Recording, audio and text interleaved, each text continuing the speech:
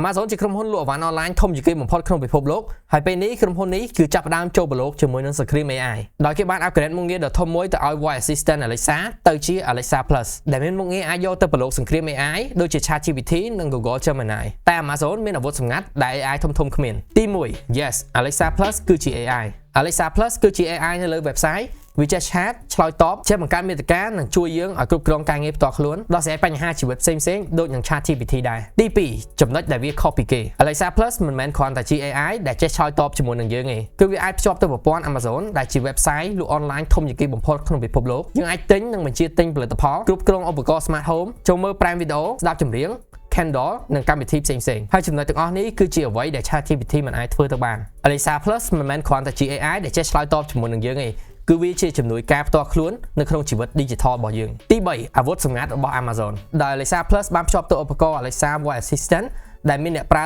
រាប់លានអ្នកស្រាប់របស់ Amazon អញ្ចឹងហើយ Alexa Plus គឺរៀនបានលឿនដោយសារតែវាមានព័ត៌មានពីយើងស្រាប់ដោយវាដឹងពីចំណូលចិត្តរបស់យើងស្រាប់អញ្ចឹងហើយគឺវាងាយស្រួលក្នុងការផ្ដល់ចម្លើយឲ្យយើងដោយ ChatGPT មិនអាចធ្វើរឿងទាំងនេះកើត Alexa Plus គឺមិនមែនគ្រាន់តែជា AI ទេគឺ Amazon ប្រើ AI តាមវិធីរបស់ខ្លួនហើយទាំងអស់គ្នាគិតថាវានឹងយកឈ្នះជាមួយនឹង ChatGPT អត់ចាំ comment នៅខាងក្រោមផង